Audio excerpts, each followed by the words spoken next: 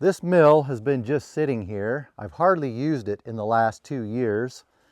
I don't think I've even used it in the last year. It's kind of in the way here. All it's really doing here is taking up prime view real estate. This mill right here was such a big part of the early days of this channel, but since I'm not using it here, I decided it's finally time for this thing to go. So here's what I did.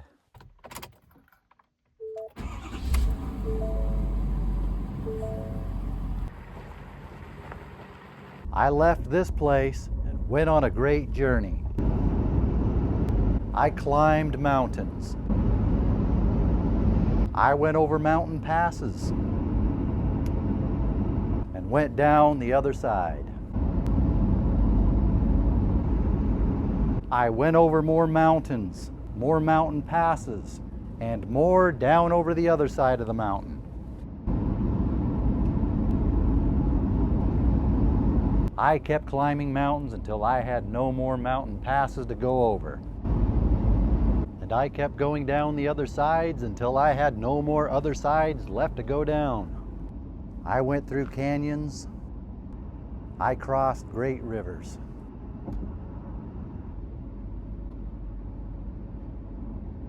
After much more time spent doing this than this video would suggest I did, I finally made it to one of life's greatest mysteries. Why does the sign say Rice Valley when we're on top of the hill? Then the next sign says Rice Hill when we're down in the valley at the bottom of the hill. That always seemed a little backwards to me. But that has nothing to do with the story. I crossed the length of the Great Willamette Valley. After a whole lot more time spent doing that than this video would suggest I did, I finally made it to Portland traffic. After spending a whole lot more time in Portland traffic than this video would suggest I did, I finally made it to where I was going.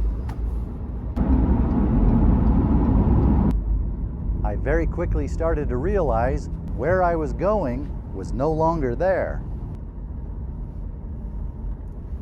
After a quick chat with this guy, he confirmed the place I was going was no longer there.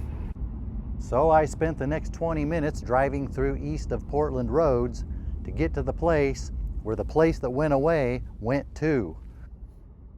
At the light, use the left 2 lanes to take a slight left turn onto Northeast Burnside Road. At the stop sign, turn left onto Proctor Boulevard, then take the first right.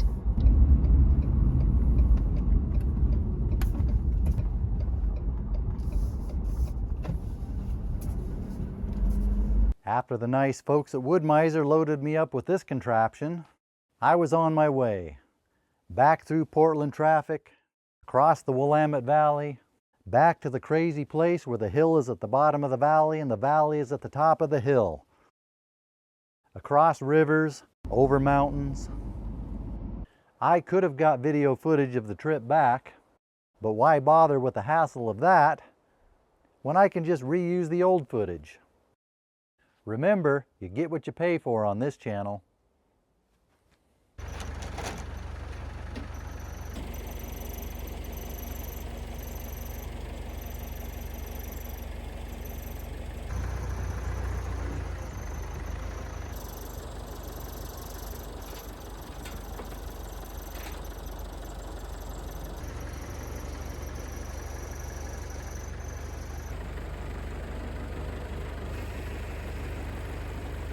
This is the Trailer Go package, which turns the LT15 into an LT15 Go.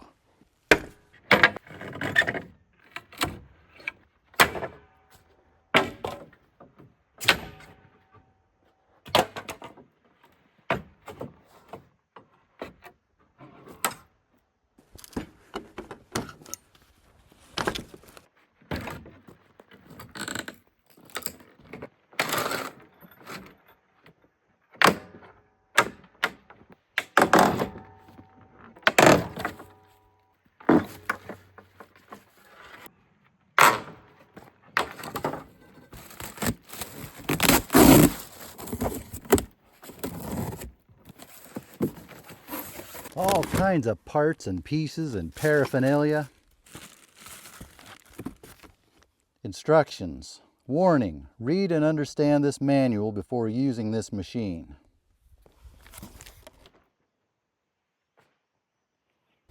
As if.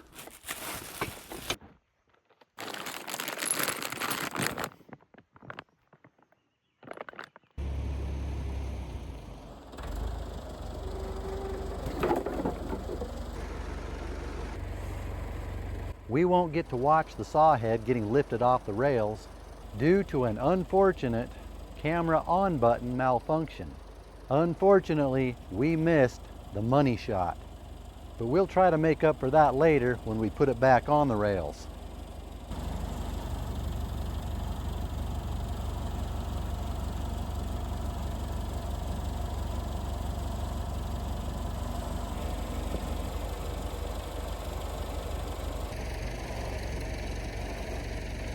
This is the part where things might start to get ugly. Before we proceed, we need to take these feet off. One of the problems with keeping this as a sit on the ground mill, some of these adjustable feet have lost their ability to adjust. These threads have locked up. I've been soaking these with penetrating oil the last few days. Put a big wrench on them, see if they'll move. 1.25 inches is too small. 1.5 inches is way too big. Maybe it's 1 3/8 inches.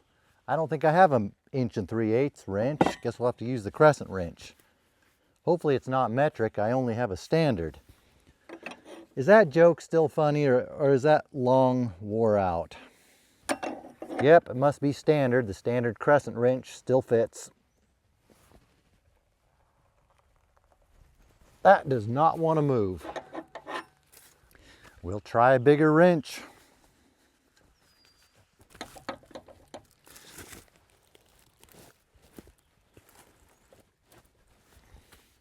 That's just spinning the nut. It's bending out the frame here. Now how to get these out of here without destroying the brackets. We need these brackets to mount the trailer stuff to. There's not much room in here for doing much. This one was coming off, but it just gets to a point where the nut bends the frame and spins inside of it. Can't get a wrench on it. This one's not even rusty. This one's going to be a battle the whole length of those threads with a big wrench. It's starting to tighten up. My guess is it's not going to come all the way out.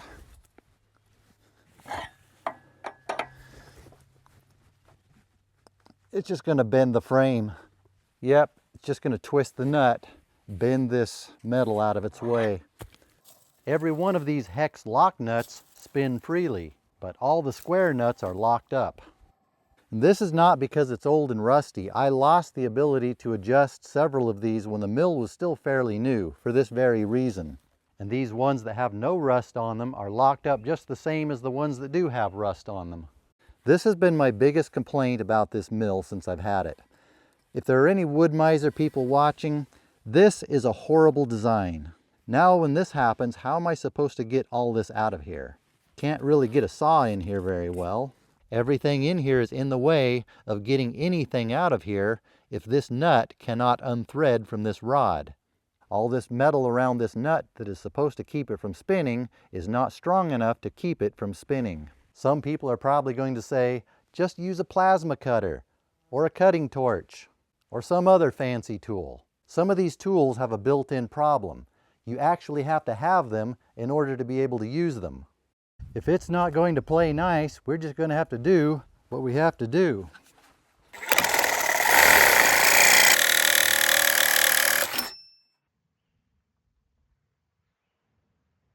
There's not enough room in there for the reciprocating saw to reciprocate.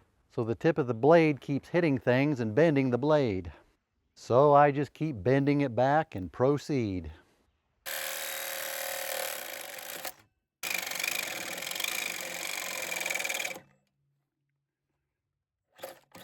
Until finally it cuts through.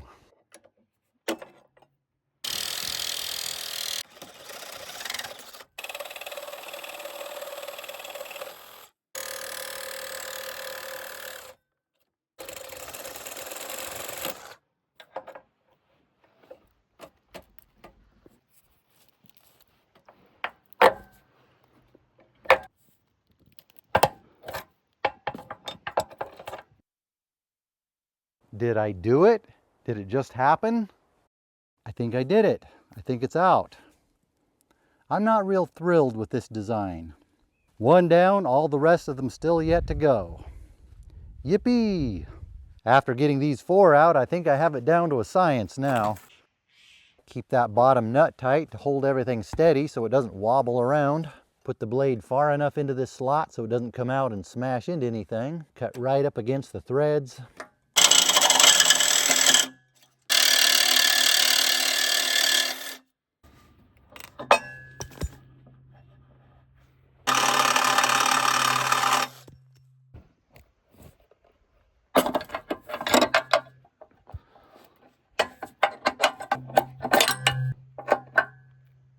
Voila, or as the French and everyone else would say, voila. I have to cut into the frame some to make it happen, but I think that'll be okay. It has this bracket welded around it to give it more strength.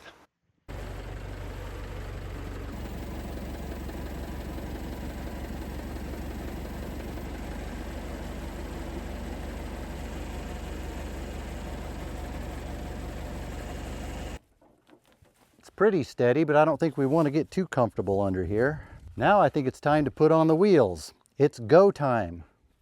Get it? Go time. It's the trailer go package. Wheels make it go.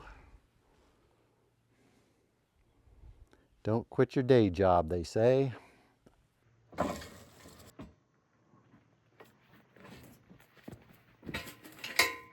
Both sides are different, and the axle is off center.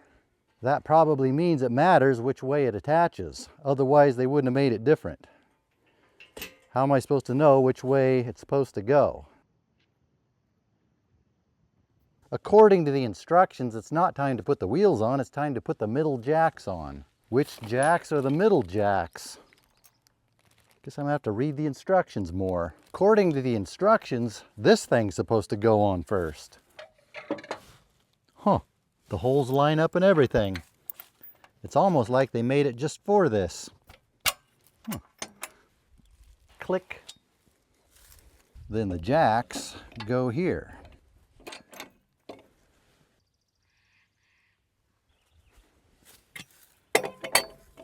According to the instructions, we're supposed to have a jack handle. I've gone through everything. No jack handles. For now, I'm going to have to lower these without a handle. Now we can put the wheels under it. We have to go up more. That's where these jacks will come in handy. If only I had handles for them.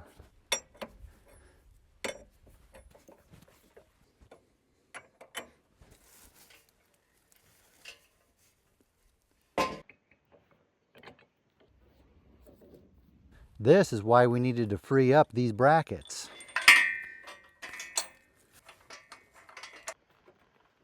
Click.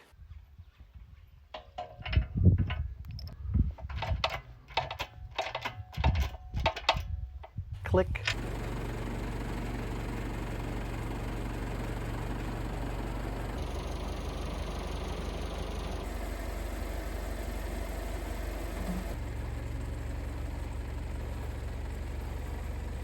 Since we missed getting to watch the saw head get lifted off the frame earlier, I'll just play this backwards to make up for it. You'll probably never know the difference.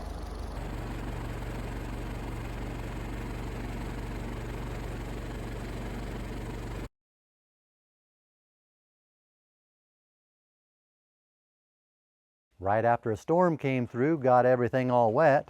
Right after I put more parts on,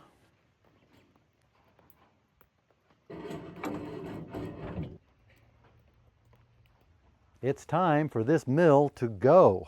I never did find the crank handle for the jacks they were supposed to include.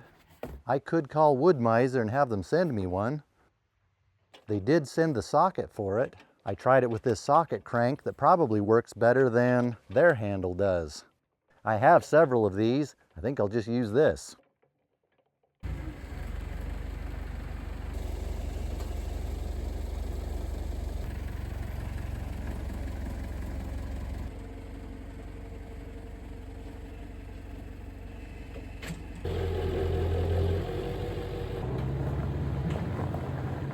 Now, instead of not using the mill over there, I can continue not using the mill over here, or over there, or over there. I can not use this mill anywhere I want now, until I want to use it again. Then I can use it anywhere. I get the best of both of those worlds now. Now getting logs all the way up on here when the tractor isn't right there handy, we'll deal with that when the time comes. The view here made a nice backdrop for making sawmill videos. I could still do them here. Now all I have to do is park it here. I'm sure glad I didn't build a sawmill shed here. Then I would just have an empty sawmill shed blocking the view. I don't think they make trailer go packages for sawmill sheds. I was planning on making this mill mobile for a long time. Got distracted by a bird. Last fall they had a big sale on the trailer packages. I ordered one. Last week I had a couple other reasons to go up north. And there we go. Now the trailer, well, I guess it is a trailer. It's a trailer and a sawmill. Now the trailer and a sawmill can go.